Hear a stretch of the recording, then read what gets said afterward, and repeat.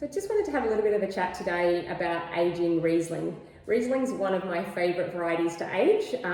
One, because I can afford to stock my cellar full of Rieslings. You can get some great Rieslings relatively inexpensively. And also it ages beautifully, and I prefer Rieslings with that sort of 5 to 10 years of age on them. As young wines, they're beautiful and vibrant and have that lovely flinty acidity, but as they age, they get more of those honey and toast and buttery characters, and gets lovely mouthfeel as well. So in front of me here, I've got our 2019, 18 and 17 Riesling. So as Rieslings age, they develop different characters, and this is a really lovely snapshot, and you can see from year to year the different characters that the wine is developing over time. So starting with the 2019, it's really lovely and open. When Rieslings are bottled, they can be a little bit tight and a little bit closed, and given a year or two in bottle, they really start to open up and show that beautiful citrus and lime and minerally kind of characters on the nose. Lots of florals there as well.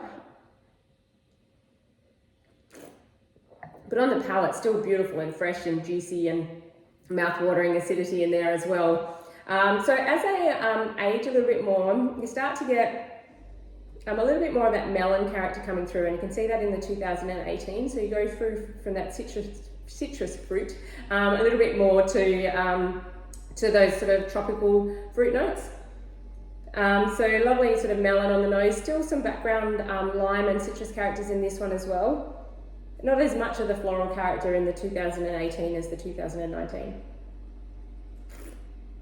And on the palate, a little bit fuller and richer. It's softened off a little bit. It's got a little bit rounder, and that would be really great with some spicy Asian food, actually, because that softness and that softer acidity would help with a little bit more of the spicy characters. And then moving on to the 2017, this one is starting to develop those honey and spice and toast characters that you get in Rieslings that are a little bit older.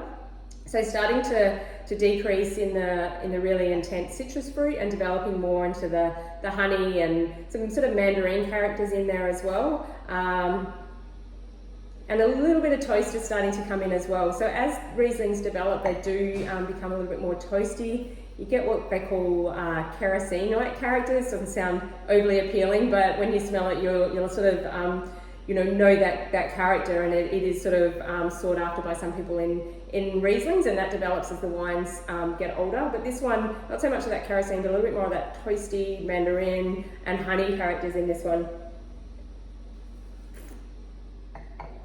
And again, it's just slightly fuller than the previous one. So you can see as they develop, they change from year to year.